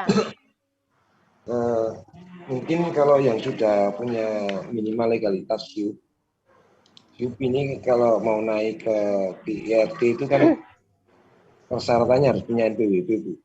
Iya. Jadi punya SIUP dulu baru ngurus NPWP. Jadi untuk PIRT atau BP POM hampir sama Bu ya, PIRT atau BP POM. Iya Pak. Itu biasanya kalau dari Dinas Kesehatan kita itu harus menyiapkan Bu biasanya produk apa yang mau didaftarkan di sana. Jadi sama olahan pangan ya, katakanlah keripik. Kayak katakanlah tepung itu tidak boleh kita beli yang curah untuk daftar pertama itu Bu. Nanti dicek itu kita tuh harus beli boleh curah asalkan yang ada barcode-nya supermarket. Iya, yang ada mereknya begitu ya Pak. Halo, nggih? Nggih, Pak. Iya Pak. Iya, jadi kayak harus ada mereknya gitu ya Pak ya. Jadi mereknya ya. Iya. Jadi mereknya kecuali bahan pangan yang belum diolah Bu. Kalau yang sudah diolah itu harus. Kalau bahan pangan yang yang masih alami belum diolah kayak cabai itu kayak lain-lainnya ya kayak cabai kayak apapun itu yang masih alami itu nggak apa-apa kita beli. Tapi kalau yang sudah diolah industri itu harus ada merek. Memang kayak tepung itu kita beli yang 1 kiloan. Pastikan itu kan ada tepung segitiga biru, itu boleh. Nanti persyaratan tersebut untuk sarana pendamping dikala dicek dari Dinas Kesehatan. Jadi bahan baku yang mau kita olah itu kita siapkan di sana. Jadi sama ada minyak goreng ya kita beli minyak goreng yang ini kemasan yang ada mereknya, tidak boleh beli yang curah Bu. Itu persyaratan yang setahu saya. Makanya nanti oleh ibu-ibu yang belum mempunyai legalitas mau membentuk atau bukan membentuk mau bikin legalitas. Ini punya legalitas ini tujuannya kan biar nantinya kalau sama dapat job orderan yang besar, terutama kayak di perusahaan atau dimanapun lah yang besar. Itu kan legalitas ini kan dibutuhkan Bu. Iya. Iya Pak. Harus kan gitu. Iya. kayak uji layak higienis itu kan harus disetor juga sertifikat halal. Kalau merek itu mungkin nggak masalah, kita nggak anu dulu, kan lama prosesnya. Iya. Tapi yang mulai awal ini kayak SIUP, terutama dasarnya SIUP-nya NPWP, terus PIRT atau BPOM, Iya. dan sertifikat halal. Jadi kalau makanan tuh, kalau yang jenis kayak kimia, kayak sabun itu memang harus punya izin edar, Bu. Jadi kita sendiri tuh nggak berani mengeluarkan jualan produk sabun ini terang-terangan titip di toko. Ya toko pasar itu nggak berani karena kita nggak punya edar. Takutnya nanti ada masalah gitu. Iya, disidak itu bisa, Pak. Ya, kalau ada pengecekan kan kita pasti kena, Bu. Nggak punya izin jual umum gitu. Iya. Kita jualnya itu tertentu, kayak hotel ada pesanan itu kita bikin. Kayak ini Kelurahan Temon kemarin itu pesanan juga kita bikinkan yang sesuai standar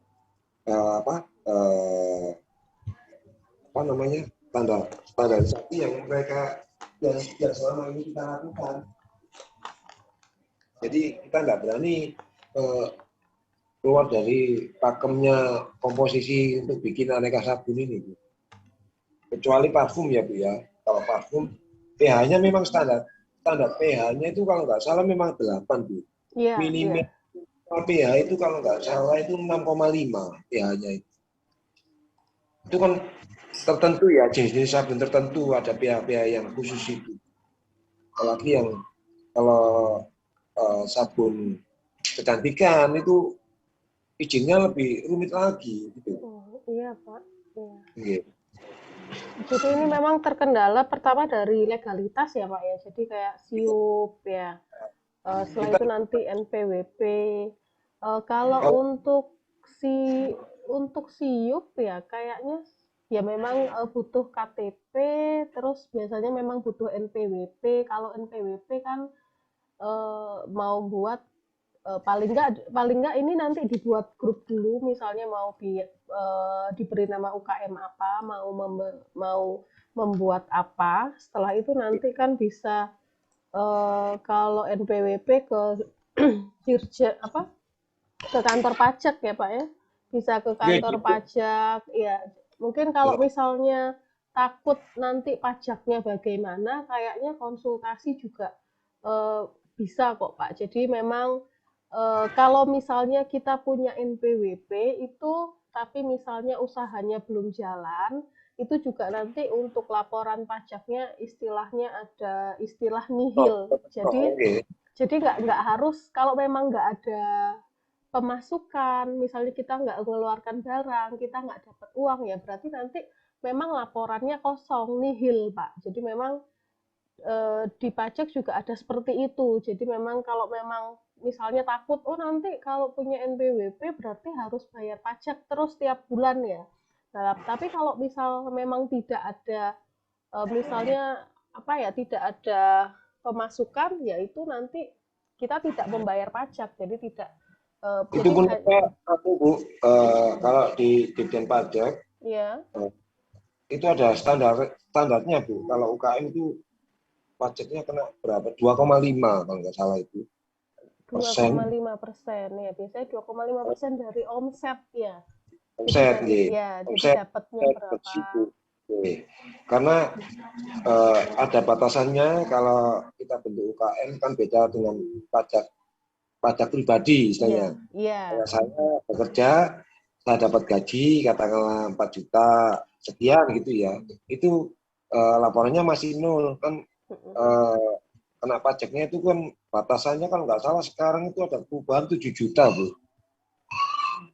Dulu tuh 5 juta. Iya. 7 juta sampai berapa itu berapa persen. Terus batasannya sendiri itu. UKM juga sama. Jadi sama omset kita 1 bulan katakanlah 10 juta. Ini kan hitungnya omset kotor, dikurangi biaya produksi, bayari ibu-ibu pekerjanya, kan kelihatan di situ. Setahu saya kalau kita kita koordinasi dengan orang pajak itu mereka ya sebetulnya sih dari Dirjen Pajaknya juga dari Dinas Pajaknya sebenarnya bisa melakukan sosialisasi. Harapan kita itu kan soalnya gini Bu, masyarakat awam ini kan kadang-kadang kebingungan Bu. Saya punya NPWP nanti tiap bulan saya harus bayar. Nah, iya. Tentu itu Bu, enggak. Iya. Tidak tentu harus bayar karena kan dilihat batasannya tadi. Iya, tergantung juga omset yang didapat. Omsetnya. Iya. Ya nanti kan berarti kan istilahnya sekarang juga Pak Nir sudah tahu ya, maksudnya orang sudah mengerti juga terkait masalah perpajakan. Jadi kan berarti nanti untuk SIUP ini ya berarti harus mendaftarkan NPWP dulu, punya NPWP, terus nanti dulu Bu, ya. SIUP dulu apa Bu? Sekarang SIUP itu gampang Bu. SIUP itu gampang ya Pak ya? Ya. Online Bu, langsung online. Iya. Boleh atau kita daftarkan di kecamatan. Kalau dulu itu sebelum COVID itu sempat saya daftarkan ibu-ibu ini kalau nggak salah itu 24 UMKM baru. 24 UMKM. 24 UMKM baru ini ya kita bertahap ngajaknya ke Disdak waktu itu. Jadi ada 10 orang saya ajak ke sana. Belum COVID itu dulu. Iya. Lanjutan dari dinas nanti dinas itu kan biasanya punya binaan sendiri ya. Jadi kalau baru itu biasanya ada binaan. Tapi kadang-kadang dinas itu juga repot Bu. Kalau mau bina itu biasanya UKM-UKM yang sudah jadi itu. Kalau UKM yang belum kelihatan itu malah dia tuh kayaknya nggak mau risiko. Kalau menurut saya ini lebih baik ya kalau yang belum berkembang ini tidak mau bina, katakanlah untuk pendampingan, kan kapan bisa berkembangnya Bu? Iya, justru yang baru ini yang harus dibina, jadi kan biasanya memang belum tahu tahapannya, belum tahu jalan. Teman-teman UKM di wilayah Kota Jayadoli ini banyak yang curhat juga sama saya, Pak, saya itu juga warga Indonesia. Ya. Kenapa sih pemerintah itu kok bina itu selalu UKM-UKM yang sudah berkembang? Saya itu juga kepingin maju, Pak. Gitu. Apakah saya ini nggak punya hak? Mereka itu sampai ngomong gitu. Jadi kalau ada butuhnya, katakanlah ada event baru, diobrak-obrak suruh keluar. Makanya kita ini fokusnya, sebenarnya kita nggak ada aja event, nggak masalah. Ya, ya risikonya juga tinggi, ya nek laku nek enggak kan risikonya juga ke kita sendiri Bu. Iya. Kalau saya pandangan saya lebih baik saya kuatkan di pemasarannya Bu. Karena UKM ini bisa bertahan itu kalau pemasarannya bagus. Kalau hanya sekedar produksi itu insya Allah teman-teman ini bisa kalau produksi kan berat, makanan ringan dan minuman bisa. Tinggal untuk mengkreasi produknya tersebut agar terlihat lebih bagus dan ada varian rasanya gitu. Itu aja. Kalau pemasaran itu memang selama ini pemasaran ini adalah satu ujung tombak bagi UKM untuk bisa bertahan. Kalau katakanlah teman-teman UKM ini pemasarannya dia buta pemasaran, ya dia tidak bisa berkembang. Iya, Mak. Nah, ke depan ini kan ada yang mewadahi ya, tidaknya teman-teman komunitas juga tentunya juga di sini tidak punya kantor juga Bu, karena mereka ini kan memang benar-benar real sosial, jadi mau tidak mau ya kalau mereka ada tempat di sini, setidaknya ada tempat katakanlah untuk display produk tersebut dan dibantu pemasaran online-nya, kalau bisa jalan, karena UKM ini kan tidak mungkin ya ibu-ibu ini produksi sama jualan, harus ada yang jualan sendiri, harus ada yang tenaga pemasaran sendiri. Gitu. Iya, Pak. Jadi memang berarti kalau dari segi apa formulasi, maksudnya dari segi pembuatan, dari segi bahan, lalu dari segi perizinan legalitas, istilahnya memang Pak Nir ini sudah paham ya. Jadi maksudnya sudah tahu tahapannya seperti apa. Cuma memang kendalanya ya biasanya di pemasaran berarti ya Pak ya. Jadi memang apa kita sudah UKM ini sudah bisa buat produk, tapi kalau sudah produknya ini dikemanakan ya siapa yang beli ya itu. Mau dijual di mana? Nah, iya. Itu kan kebanyakan kan gini tuh, orang membentuk satu kelompok UMKM. Mereka kan pasti punya harapan, saya bikin produk ini pasti laku. Dari keyakinan itu, orang itu harus yakin ya bikin produk itu. Ternyata setelah bikin produk, kebingungan juga untuk penjualannya, pemasarannya. Jadi depan ya barangkali teman-teman lainnya kayak dari akademi farmasi atau lain-lainnya itu fokus pelatihan itu sebenarnya pelatihan itu kalau menurut saya pelatihan pemasaran. Oh, jadi memang kedepannya yang dibutuhkan mungkin strategi pemasaran ya. Pemasarannya bagaimana atau dibikinkan website sendiri. Ini kalau cara masukkan online-nya tuh kayak gini biar menarik. Iya. Kayak mungkin jenengan kalau buka ya di nasi kotak atau kue kotak Surabaya itu pasti yang keluar Barbara Snack Box dan catering. Itu punya saya, Bu. Oh, iya, Pak. Barbara. Jangan kan? Nggih. Iya. Itu pasti nomor 1 di situ. Ya, itu ya kita dibantu teman-teman juga oleh tenaga pemasaran online biar orang cari itu langsung punyaan kita yang nomor 1 itu. Oh, iya memang ada triknya biasanya gitu tuh, Pak. Iya.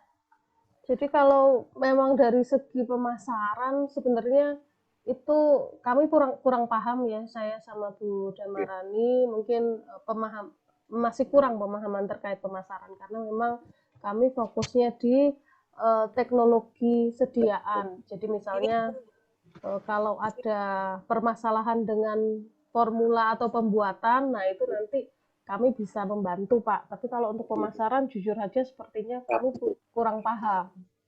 Ya. Ini yang kita tadi yang saya bahas ini kan masalah ini Bu, permakanan Bu. Oh iya.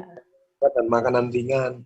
Karena di wilayah ini yang banyak itu memang makanan berat dan makanan ringan serta minuman Bu, amin. Nah, ibu ini punya produk banyak sekali punya produknya itu. Untuk kreasi produk sebenarnya rencana saya sih keinginan saya ya itu tadi mengangkat bikin keripik dari olahan buah. Kalau keripik itu kan bisa bertahan lama Bu ya.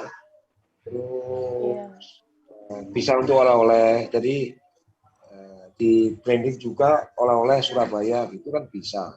Jadi orang-orang yang dari luar Surabaya itu kan bisa nanti. Oh, ditanya ada tulisannya oleh Surabaya gitu ya. Beda kan kalau orang Jawa Tengah ke sini ya berkunjung kan kita dibeli karena kayak di Ampel itu ada Bu sebenarnya ini maaf ya kita ngomong salahnya di Ampel itu ada pembakti kampungnya juga namanya Pak RW sana RW seumur hidup gitu di Ampel terkenal mereka sempat tanya saya Pak Nir saya itu di tempat saya itu sering dikunjungi orang dari manapun tanpa ada promosi orang pasti berkunjung ke sini. Tapi di tempat saya itu tidak ada produk UMKM itu oleh-oleh sini. Saya tanya ke mereka ini, ke Pak Muklis ini, loh Pak, jenengan ini kan enak sih Pak. Tempat sampean itu orang siara dari seluruh Indonesia itu bakalan nggak tahu. Tapi eman, Pak, kalau jenengan nggak punya produk ini warga Sentul. Terus akhirnya saya tanyai, ada nggak kira-kira warga sampean yang bisa bikin apa atau apa? Oh ada Pak Nir. Dia biasa store permen itu, Bu. Permen yang isis itu, Bu. Permen kayak jamu Iya, yang anu warna-warni. Itu ternyata dari Ampel itu, Bu. Itu kan di pabrik. Saya kasih tahu. Lebih baik itu dibentuk UKM aja, Pak. Terus dikasih brandingnya Ampel, oleh-oleh khas Ampel. Orang berkunjung ke sini pasti orang itu, Pak, itu produksi asli Ampel. Di Ampel kan tidak ada, Bu, produksi asli dari Ampel. Iya, rata-rata produk. Ya, ini sederhana, pertanyaan sederhana.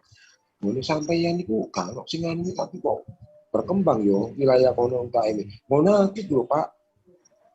Pengunjungnya akeh tapi UKM kok gak ono.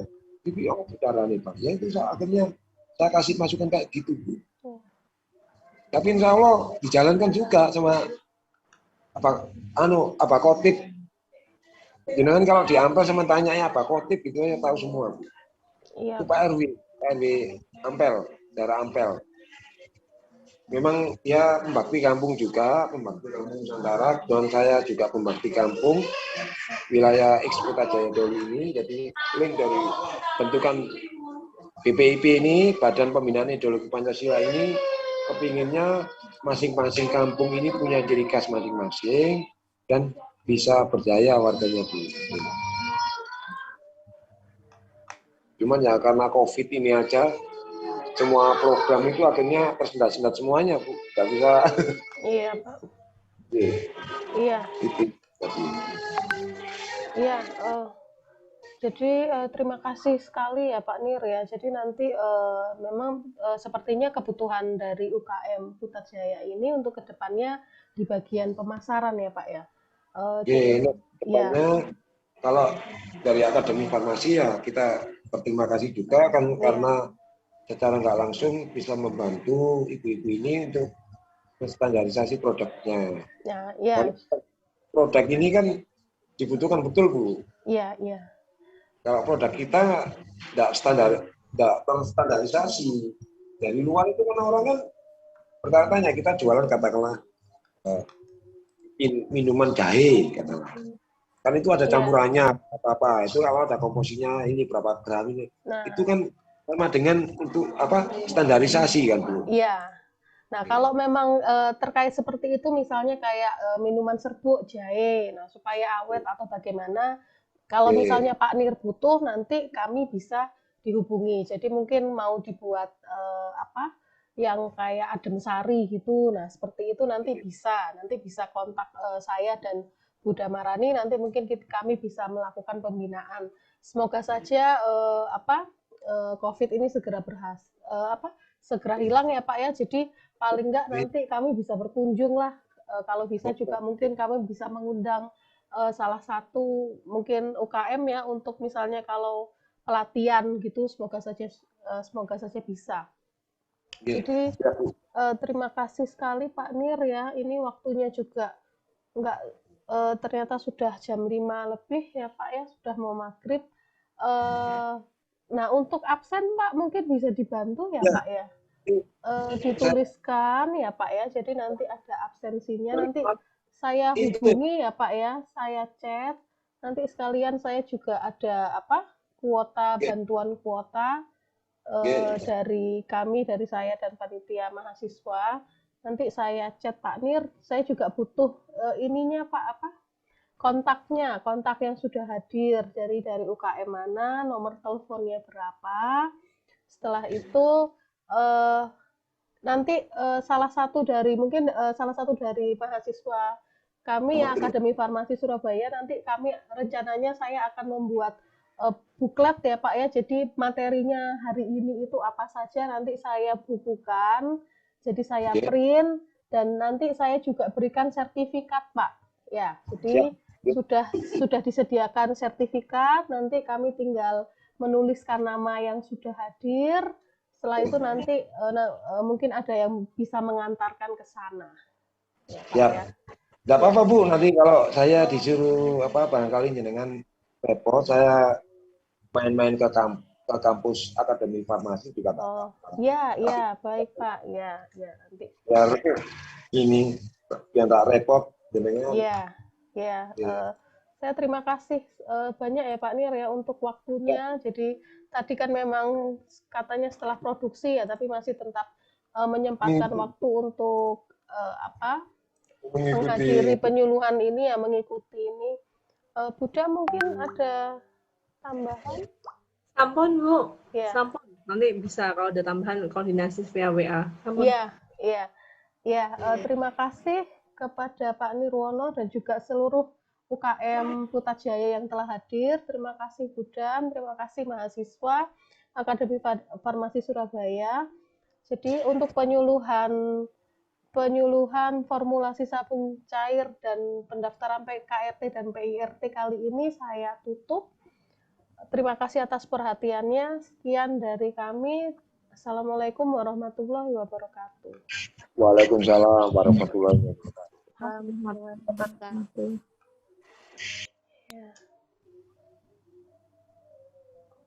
Terima kasih Pak Nir, teman-teman. Ya, terima kasih Buddha.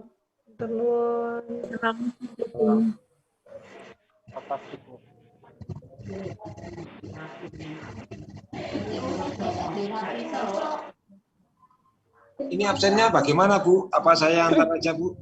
Oh ya, absennya ditulis aja Pak. Jadi nanti ditulis di kertas ya, Dikirim. nama. Ya, nanti dikirim via WA. Nanti ini saya WA Pak Nir ya. Jadi saya WA. Nanti bisa difotokan di situ Pak, nama, nomor HP, sama jenis UKM-nya Pak. Nama UKM-nya sama jenisnya. Jadi misalnya nama UKM, misalnya ada namanya Pak, UKM apa, terus produknya. Jadi yang dijual Pak, jadi misalnya sabun cuci piring atau makanan basah. Nah, ya itu. Siap. Ya. Basah minuman ya Bu. Nah, minuman juga bisa. Ya. Oke. Kami sampai itu.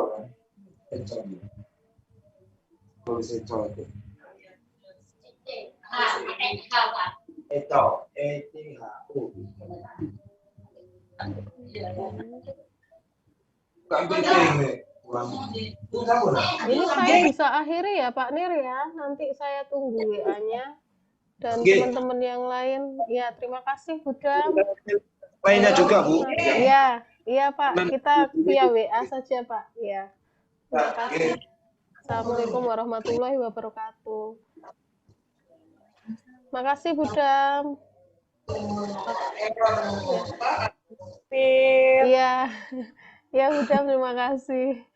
Saya izin live, Buddha. Saya tutup ya ini ya. Iya Buddha. Matur nuwun Pak Nir. Assalamualaikum. Waalaikumsalam.